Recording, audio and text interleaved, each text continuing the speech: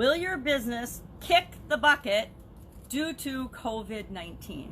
Sharon Horne-Ellstrom here with Supersize Your Business, and an idiom today that's from the 16th century. The idiom kick the bucket is, of course, hundreds of years old, and it's been used to describe it. Actually, it was first created in England, and it became popular there because when they would hang people, criminals of course, they would have them stand on a bucket or a barrel, and then after they had the noose around their neck, they would have somebody kick the bucket, or later on they had like dropping. If you've watched movies, you've seen where they had dropped out floors where they would pull a lever and the floor would drop out from under the person that they were hanging.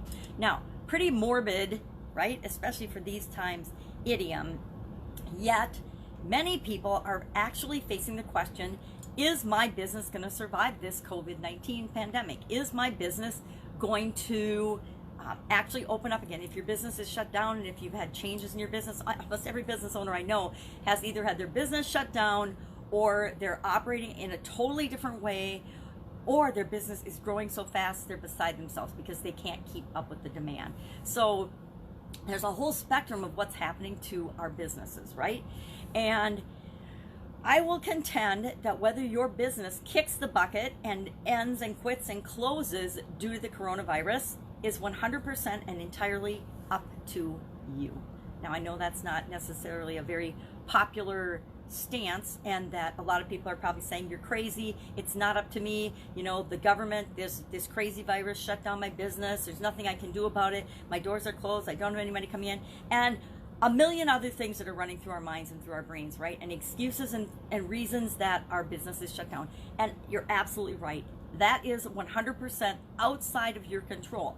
A lot of what happens outside of us in our environment all the time with respect to our businesses is outside of our control, right? New competitors come on the scene, laws change, the environment changes, weather, everything, anything and everything that can affect our businesses affects our businesses sometimes. And it's always up to us to decide what we're going to do about it, right? How we are going to personally respond. That's 100% within our control. How we respond and what we do and how we react to the things that happen around us is always 100% in our control. So whether your business kicks the bucket due to COVID-19 or not is 100% entirely up to you, because there will be businesses in every industry and any industry that go on to thrive and are way bigger and better than they were after the pandemic than before. And there are businesses that will use the pandemic as their excuse, and I know that's harsh, but it is an excuse to, and it's okay if you didn't love your business and you wanted to get out of that business anyway, go ahead. This is a great time to close and to leave and to exit that business or that career or that job. But it's an excuse, because there's always a way to do what you were doing, to do something by pivoting or changing or mixing up or adding or subtracting things to what you were doing to ensure that your business survives, and not only survives but thrives, not only past the pandemic but during the pandemic.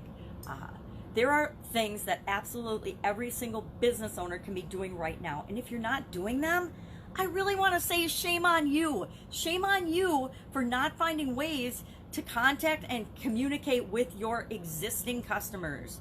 Shame on you for not caring about them enough to leave a sign in your business to let people know how they can reach you and what you can still continue to do for them to help them solve their problems.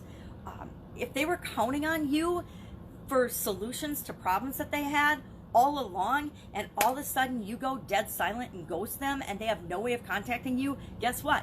You have lost a customer for life, and you have killed your own business.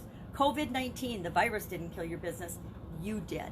And I know that is tough love talk, but it's so true. And it doesn't matter what you've done up until this point. You can change what you're doing right this very instant. You can change what you're doing today, and you can start communicating with your customers. If you don't know who they are and where they are, you can still get on social media and shout out to them, right? If you have no online presence, you can have an online presence in 5 minutes where you can start finding and communicating and asking your people, how can I help? What are your problems right now? And then thinking of ways that you can help them to solve those problems. So, will your business kick the bucket due to COVID-19? I'm really curious to see like everybody else, how this all shakes out, because the world is forever changed. Are you going to change right along with the world and make sure that you're taking care of yourself, your own economy, your business, the people that are counting on you, your friends, your family, your employees, your vendors, everybody? Or are you going to pivot and transition? And there's nothing wrong with that, and do something entirely different. Or are you just going to throw in the towel, sit back, and wait to be saved? Because I guess what? I hate to say this, but nobody is coming to save you. The only person that can save you is yourself. Now, can you reach out and get help and ask for help to get saved? Absolutely. There's going to be loans, there's going to be programs, there's going to be all kinds of things that can help. But it's up to you to stand up and say, I need help with this. I need this resource. I need to do this. And then go out and get resourceful and figure out how you're going to make those things happen. That's it. Have an amazing day. And I will, of course, be with you tomorrow with another interesting idiom. What does it mean? Where does it come from? And how might you apply it to your life and your business? Take care.